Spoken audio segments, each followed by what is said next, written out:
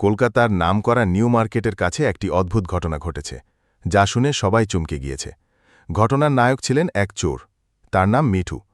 মিঠু গত 1 বছর ধরে নানা দোকান থেকে ছোটখাটো জিনিস চুরি করছিল। কিন্তু সে চুরি করার আগে এক অদ্ভুত কাজ করত। সে সবসময় চুরির আগে দোকানের মালিককে বলত, ভাই, আপনি কি একটু চোখ রাখবেন, আমি একটু দরকারি জিনিস নিয়ে যাচ্ছি।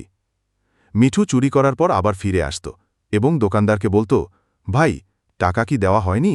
তাছাড়া যেগুলো চুরি করলাম তার দাম তো কমই ছিল। এবং সে তখন সেই চুরি করা জিনিসগুলো দোকানদারের কাছে ফিরিয়ে দিয়ে আবার চুপচাপ চলে যেত। এবার সেদিন মিঠু তার চুরি করা জিনিস ফিরিয়ে দেওয়ার সময় দোকানদার তাকে অবাক হয়ে বললেন, তুমি কি সৎ হতে চাও? মিঠু হাসতে হাসতে বলল, অবশ্যই, তবে তো সৎ থাকলেই যে ভালোবাসা পাওয়া যায় সেটা তো অনেক দিন ধরেই জানি। অথচ মিঠু জানত, চুরি করার পর প্রতিটি বস্তুর দাম বাড়িয়ে দোকানদারকে ফিরিয়ে দেওয়ার পর সে তো কিছুটা লাভই করবে। আর দোকানদার তো যেটা বুঝতে পারল, সে এখনও একদম সৎ একজন চোরকে পেয়েছে, যে কখনো কিছু চুরি করলে সেটার দাম নির্ধারণ করে। পুলিশ অবশ্য মিঠুকে ধরার জন্য প্ল্যান করছিল, কিন্তু তারা জানত না মিঠু সেদিন তাদেরও ভালো থাকার পরামর্শ দিতে আসবে।